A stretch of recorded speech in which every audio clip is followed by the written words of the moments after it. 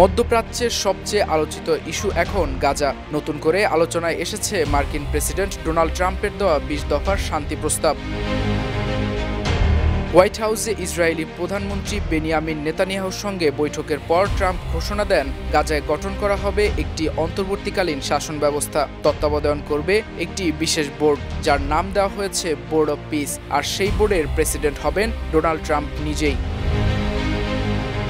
এই বোর্ডে সাবেক ব্রিটিশ প্রধানমন্ত্রী টনি ব্লেয়ার সহ কয়েকজন আন্তর্জাতিক ব্যক্তিত্বকে অন্তর্ভুক্ত করার পরিকল্পনা রয়েছে বলে জানা যায়।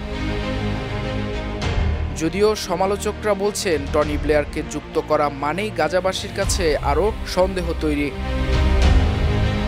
২০ দফার প্রস্তাবে রয়েছে যুদ্ধবিরতি, বন্দি বিনিময় এবং ধ্বংসস্তূপ থেকে গাজাকে নতুন করে গড়ে তোলার রূপরেখা। কিন্তু হামাস সাফ জানিয়ে দিয়েছে, এই অন্তর্বর্তী প্রশাসনে কোনোভাবেই অংশ নেবেন না তারা। নেতানিয়াহু ইতিমধ্যেই প্রস্তাবে সম্মতি জানিয়েছেন। চুক্তিতে হামাস যদি রাজি না হয়, গাজায় নেতানিয়াহুর সামরিক হামলার ট্রাম্পের পূর্ণ সমর্থন থাকবে বলেও হুঁশিয়ারি দিয়েছেন নেতানিয়াহু।